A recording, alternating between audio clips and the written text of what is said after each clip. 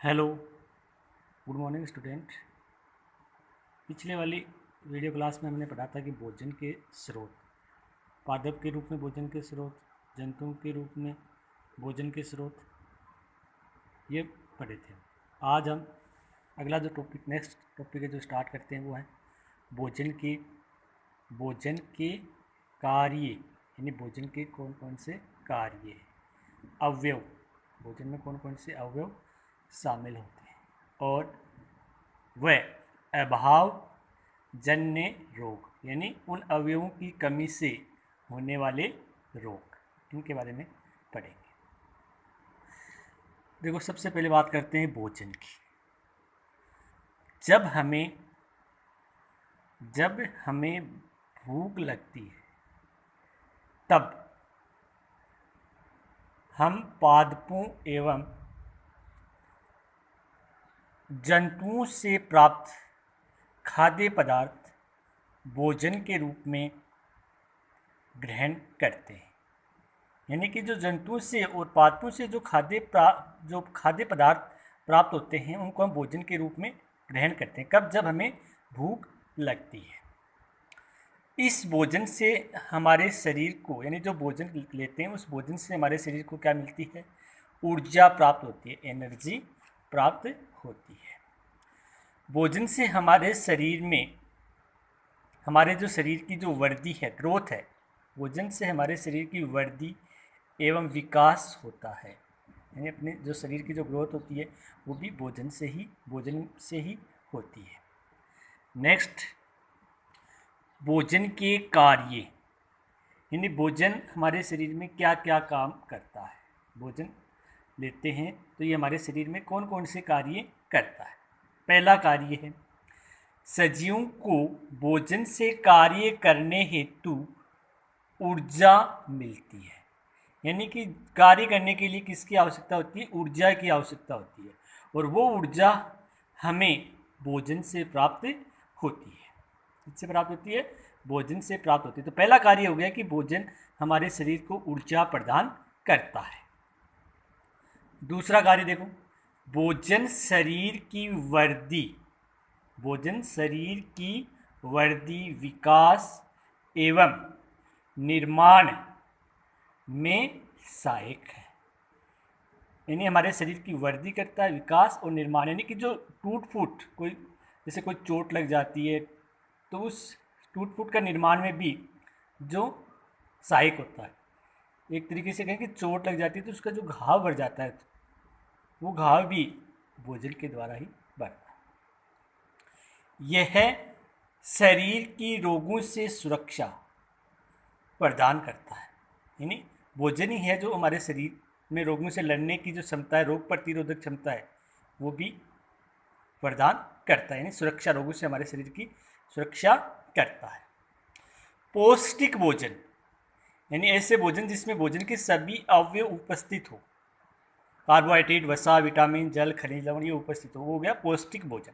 पौष्टिक भोजन स्वस्थ शरीर के साथ साथ, अपने शरीर को स्वस्थ रखता है, उसके साथ साथ तीक्ष्ण बुद्धि, यानी तेज बुद्धि का भी विकास करता है। तीक्ष्ण नहीं, तेज बुद्धि का भी विकास करता है। भोजन के अवयव, देखो भोजन के कौन कौन से अवयव? तो भोजन के लगभग 7 अवयव होते हैं, और ऐसा भोजन जिसमें 7 अवयव उपस्थित होते हैं वो पौष्टिक भोजन होता है, यानी संतुलित भोजन होता है। तो भोजन में पाए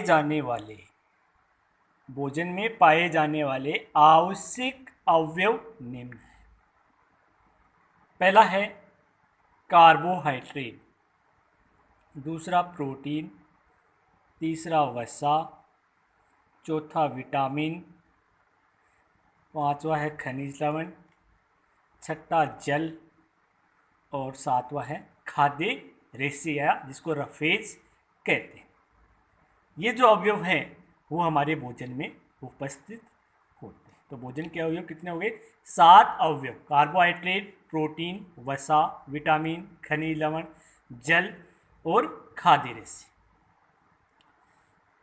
ये हो गए भोजन के अवयव।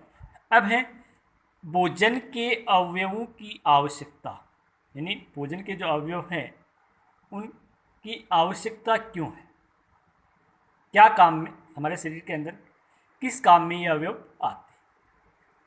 देखो, मांसपेशियों व ऊतकों का, मांसपेशियों व ऊतकों का सबल बनाने के लिए प्रोटीन, यानी मांसपेशियों के विकास के लिए प्रोटीन जो अवयव है वो आवश्यक होता है। ऊर्जा व शक्ति प्रदान करने के लिए, हमारे शरीर को ताकत और एनर्जी प्रदान करने के लिए कौन सा अवयव काम में आता है, कार्बोहाइड्रेट और वसा। कार्बोहाइड्रेट और वसा ऐसे अवयव हैं जो हमारे शरीर को ऊर्जा और शक्ति प्रदान करते हैं। मनुष्य भी हड्डियों के विकास के लिए खनिज लवण, यानी हड्डियों के विकास के लिए हमारे शरीर को किसकी आवश्यकता होती है, खनिज लवणों की आवश्यकता होती है। खनिज लवण जैसे कैल्शियम, फास्फोरस, आयोडीन। स्वस्थ जीवन व शारीरिक विकास के लिए, शारीरिक यानी शरीर के विकास के लिए या रोगों से बचाने के लिए विटामिन आवश्यक, यानी विटामिन की आवश्यकता होती है। अभावजन्य रोग, अभावजन्य रोग यानी इन अवयवों की कमी से होने वाले रोग या पोषक तत्वों की कमी से होने वाले जो रोग हैं वो अभावजन्य रोग कहलाते हैं। पोषक तत्वों की कमी से होने वाले, पोषक तत्वों की कमी से होने वाले जो रोग है वो कौन से रोग कहलाते हैं, अभावजन्य रोग कहलाते हैं। अब देखो एक सारणी है उसको देखिए, इसमें दे रखा है कि पोषक तत्व का नाम, यानी भोजन का कौन सा अवयव, उसकी कमी से होने वाला रोग और उस रोग के लक्षण क्या है, यानी कौन से लक्षण दिखाई देते हैं। पहला पोषक तत्व है कार्बोहाइड्रेट। कार्बोहाइड्रेट की कमी से होने वाला रोग यानी कमजोरी, हमारे शरीर में क्या आ जाती है, एक तरीके से कमजोरी आ जाती है, थकान से महसूस करते हैं, कोई भी काम करते हैं तो हम जल्दी थक जाते हैं, यानी कार्य क्षमता में कमी आना। कार्य क्षमता का मतलब कार्य करने की जो क्षमता है, काम करने की जो इच्छा है, उसमें कमी आ जाती है। जैसे व्यक्ति कमज़ोर होगा तो वो कार्य जो काम करने की जो क्षमता है वो उसमें क्या आ जाएगी, उसकी कमी आ जाएगी। दूसरा अवयव है प्रोटीन। दूसरा अवयव क्या है, प्रोटीन। और प्रोटीन की कमी से कौन सा रोग होता है, क्वाइसियोर कोर। प्रोटीन की कमी से होने वाला जो रोग है वो है क्वाइसियोर कोर। और इस रोग के जो लक्षण है वो है भूख नहीं लगना, यानी भूख जो रोगी है उसको भूख कम लगती है, अक्षीण शरीर और दुर्बल चेहरा, यानी चेहरा एकदम से दुर्बल सा पड़ जाता है। तीसरा है वसा। वसा से भी हमारे शरीर में क्या आती है, यानी होने वाला जो रोग है, शरीर एकदम कमज़ोर हो जाता है। और इस रोग के लक्षण है कमजोरी, यानी कमजोरी आ जाती है। ऊर्जा में, हमारे शरीर में जो ऊर्जा उसकी कमी हो जाती है, यानी ऊर्जा में कमी होगी तभी तो कमजोरी आएगी। अगला है विटामिन ए। तो इसमें आपके जो सिलेबस में जो विटामिन दे रखे हैं मुख्य रूप से vitamin A, B, C, D, E और के, इनकी देखो कमी से होने वाले रोग। विटामिन ए की कमी से कौन सा रोग हो जाता है, रतौंधी रोग। कौन सा रोग हो जाता है, रतौंधी रोग। और इससे क्या आती है, आँखों की कमजोरी। क्या आती है, आँखों की कमजोरी। विटामिन बी, इससे बेरी बेरी रोग हो जाता है। और इससे इस रोग के जो लक्षण है वो यानी शरीर में कमजोरी आ जाती है। विटामिन सी की कमी से स्कर्वी रोग होता है, यानी दांत या मसोड़ों की बीमारी, यानी दांत या मसोड़ों से क्या, मसोड़ों से खून गिरने लग जाता है, हो गया स्कर्वी रोग। विटामिन डी की कमी से होता है रिकेट्स, और इस रोग के जो लक्षण है वो है हड्डियों की कमजोरी, यानी हड्डियाँ क्या हो जाती हैं अपनी कमज़ोर हो जाती है। विटामिन ई की कमी से नपुंसकता या कहें कि प्रजनन क्षमता में कमी, यानी जनन करने की जो क्षमता है उसमें कमी आ जाती है। इस रोग के जो लक्षण है वो है जनन क्षमता में कमी होना। विटामिन के की कमी से रक्त का थक्का नहीं बनता, यानी रक्त का थक्का नहीं बनने का मतलब अगर कोई चोट वगैरह लग जाती है तो रुधिर है तो रक्त है वो लगातार बहता रहता है, उसका थक्का नहीं बनता है। किसकी कमी से? विटामिन के की कमी से।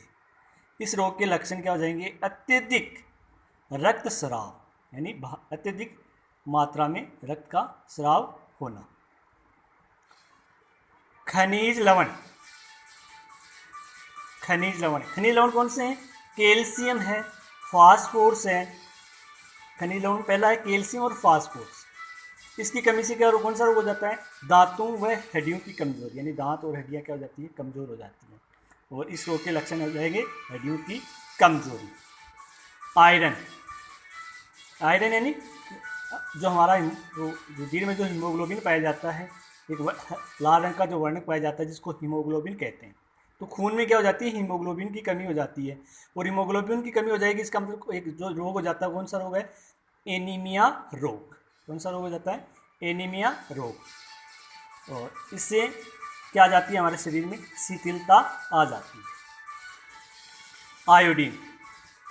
आयोडीन की कमी से कौन सा रोग हो जाता है? घेंगा, यानी गलगंड रोग। आयोडीन की कमी से, यानी कि एक जो ग्रंथि होती है थायराइड ग्रंथि, जो थायरोक्सिन हार्मोन को स्रावित करती है, और उस थायरोक्सिन हार्मोन में आयोडीन की मात्रा पाई जाती है। अगर हमारे शरीर में आयोडीन की कमी होगी तो घेंगा यानी गलगंड रोग हो जाता है। और इस रोग के लक्षण हो जाएंगे थायराइड ग्रंथि का बढ़ना, यानी थायराइड ग्रंथि का आकार क्या है? बढ़ने लग जाता है। संतुलित उसकी तो ये हो गए कि पोषक तत्वों या भोजन के अवयवों की कमी से होने वाले रोग और उन रोग के लक्षण कौन कौन से हैं। आगे बात करते हैं संतुलित भोजन। संतुलित भोजन किसे कहते हैं? संतुलित भोजन यानी ऐसा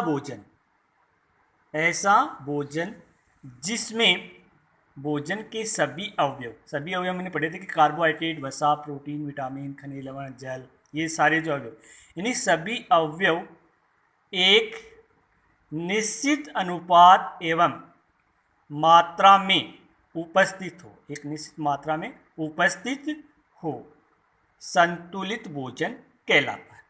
फिर से रिपीट कर रहा हूँ, ऐसा भोजन जिसमें भोजन के सभी अवयव जो हमने पढ़े थे वो अवयव एक निश्चित अनुपात एवं मात्रा में उपस्थित हो, उसे संतुलित भोजन कहते हैं या संतुलित भोजन कहलाता है।